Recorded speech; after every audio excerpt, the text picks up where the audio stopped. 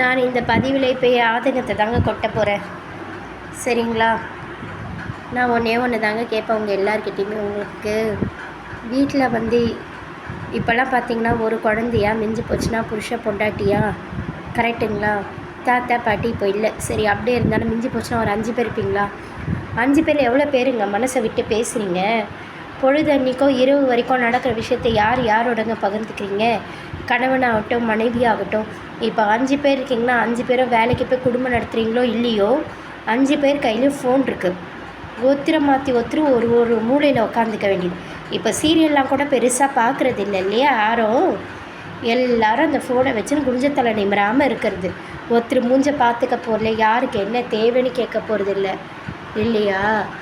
ஆனால் அந்த ஃபோனில் பார்க்குறீங்க எவ்வளோ பேருங்க நல்லதை பார்க்குறீங்க, நல்லது செய்கிறீங்க, நல்லது பேசுகிறீங்க. இங்கே எவ்வளோ பேர் சமைச்சு வீடியோ போடுறாங்க, சாமி ஸ்லோகம் சொல்லி போடுறாங்க, பாட்டு பாடி போடுறாங்க, விவசாயத்தை பற்றி போடுறாங்க. எவ்வளோ பேர் பார்க்குறீங்க சொல்லுங்கள்? எவ்வளோ பேர் பார்க்குறீங்க? எவ்வளோ பேர் வீட்டில், உங்கள் வீட்டில் யாருக்கு என்ன பிரச்சனை, உங்கள் ரிலேஷனில் என்ன பிரச்சனை, உங்கள் கூட பிறந்தவங்களுக்கு என்ன பிரச்சனை, யாரெல்லாம் ஏதாவது பேசுகிறீங்களா? இல்லை இல்லையா? ஃபேஸ்புக்கில் எவ்வளோ பேருங்க உங்களுக்கு தெரியும்? எவ்வளோ ஃபாலோவர்ஸ் நீங்கள் வச்சுருக்கீங்க? எவ்வளோ பேர்கிட்ட பேசுகிறீங்க? என்ன மாதிரி வீடியோ பார்க்குறீங்க? எப்படி இருக்கீங்க சொல்லுங்கள்? அதே உங்கள் கூட பிறந்தவங்களுக்கு என்ன பிரச்சனை தெரியாது. உங்கள் சொந்தத்தில் எவ்வளோ பேர் எதுக்கு கஷ்டப்படுறாங்க கேட்டால் தெரியாது.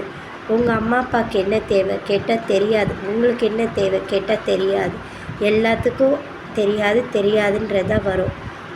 அதே ஃபேஸ்புக்கில் யார் யாரை தெரியும்னு கேளுங்க, எவ்வளோ ஃப்ரெண்ட்ஸை வச்சுருக்கீங்க கேளுங்க, சேட்டிங் என்ன, டேட்டிங் என்ன, இமெயில் என்ன, யாருடைய ஐடி எப்படி, இதெல்லாம் தெரியும் இல்லையா? நான் ஒன்று தான் சொல்லுவேன். இங்கே உடல் அமைப்பு வந்து பார்த்திங்கன்னா நீங்கள் கவர்ச்சிக்கு பயன்படுத்துகிறீங்க இல்லையா? அது ரொம்ப தவறு. ஒரு பெண்மையோட உடல் உறுப்புன்றது ஒரு குழந்தைய சுமத்து, ஒரு உயிரை வளர்த்து, அதுக்கு உயிரை கொடுத்து அதை பாதுகாக்கிறதுல இருக்குது. அதை இன்றைக்கி கவர்ச்சி ஆக்கிட்டீங்க. இது எவ்வளோ ஒரு கேவலமான விஷயம், இது எவ்வளோ ஒரு தவறான செயல். ஏங்க எல்லோரும் கவர்ச்சியை கையில் எடுத்துக்கிட்டீங்க? இது கை கொடுக்குமா? ஆபத்துங்க, ஆபத்து.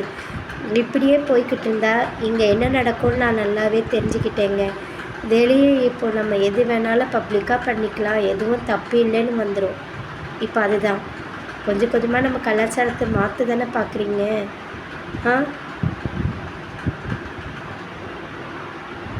என்ன படிக்கிறீங்க, என்ன கமெண்ட் அனுப்புகிறீங்க? மனசாட்சின்னு ஒன்று இல்லையா உங்களுக்கெல்லாம்? ஏங்க முன்னெல்லாம் ஒரு விஷயம் வந்து பார்த்திங்கன்னா லவ், காதல்னு சொல்லவே பயந்தாங்க. அவன் நம்மளுக்கு கிடைக்கலன்னா அசிங்கம்னு தெரிஞ்சிருந்தாங்க. இப்போ எல்லாத்தையுமே ரொம்ப பப்ளிக்காக எடுத்துகிட்டு வந்துட்டீங்க. ஸ்கூல் படிக்கிற குழந்த ரீஸு, தயவு செஞ்சு கையெடுத்து கும்பிடுறேன். பெற்றவங்க இந்த வீடியோ பார்க்குறீங்கன்னா, அம்மா நிறைய குழந்தைங்க வருது, அது உங்கள் வீட்டு குழந்தைங்களான்னு கொஞ்சம் பாருங்கம்மா. ஒரு பையன் தாலியெல்லாம் வச்சிட்ருக்காம்மா. என்னம்மா நடக்குது? உங்கள் வீட்டு சகோதரியா, உங்கள் தோழியா, உங்களுக்கு ஒரு தாயாக சொல்கிறேன். படிக்க வேண்டிய வயசில் படிங்க. இங்கே பாருங்கள், தப்பு செய்கிறவங்க தப்பு செஞ்சுட்டு போட்டோம். நீங்கள் உண்மையாக இருங்க, உங்கள் மனசாட்சிக்கு கட்டுப்பட்டு நல்லதை பாருங்கள். எவ்வளோ பேர் இங்கே விவசாயத்தை பற்றி போடுறாங்க, சாமி பாட்டு பாடி போடுறாங்க. எவ்வளோ பேர் இங்கே வந்து பார்த்திங்கன்னா நல்ல கதைகள் சொல்லி போடுறாங்க, உறவுகள் கதையை பற்றி போடுறாங்க. அந்த சேனல் எல்லாம் வெளியிலே வரலையே. இவங்களெல்லாம் வளர்த்து விட்டுக்கிட்டு இருக்கீங்களே, ஏங்க? இதனால் என்ன பயன் சொல்லுங்கள்? இதனால் என்ன லாபம் நமக்கு? குழந்தைங்க பார்க்குறாங்க. இப்போ இவங்களெல்லாம் பார்த்து குழந்தைங்களும் ஆரம்பிச்சிட்டாங்க. என்னங்க ஸ்கூல் படிக்கிற பசங்க 7th என்ன பாட்டுக்கு தெரியுமாங்க? நான் ரொம்ப வருத்தமாக இருக்குங்க. தயவு செஞ்சு சொல்கிறேன், இந்த நிலமெல்லாம் மாறணுங்க. ஆல்ரெடி நம்ம குழந்தைங்க ரேப் கலாச்சாரத்துக்கு வந்தாச்சு. சைல்டு அப்யூஸ் பண்ணி ஆரம்பித்தாச்சு. இங்கே இல்லீகல் கள்ளத்தொடர்பு ரிலேஷன்ஷிப் அதிகமாகிடுச்சு. அதில் ஆண் பெண் உயிர் மாறி மாறி போய்கிட்டுருக்கு. இதுக்கு நடுவில் இப்படி ஒரு சீரழிவு மீடியாங்கிற பேரில். தயவு செஞ்சு நம்ம நாட்டு கலாச்சாரத்தையும் பண்பாட்டையும் பெண்மையையும் போற்றுவோங்க. எதையும் அழிக்க வேணாங்க. நம்ம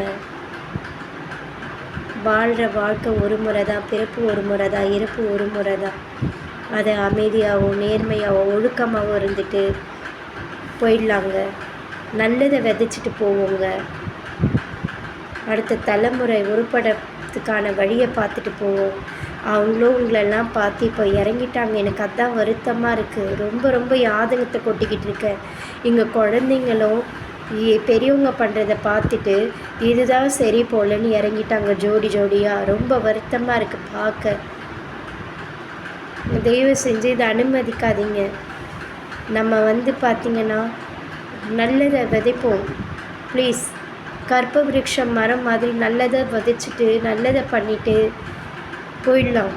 அடுத்த தலைமுறையை நல்லபடியாக வாழ வழி நடத்த கொடுக்க வேண்டியது நம்ம தலைமுறையோட கடமை. நம்ம தப்பானதை விதைச்சிடக்கூடாது. அப்போ வர அடுத்த தலைமுறை இன்னும் மோசமாயிடும். இன்னும் தீமைகள் அதிகரிச்சிடும்.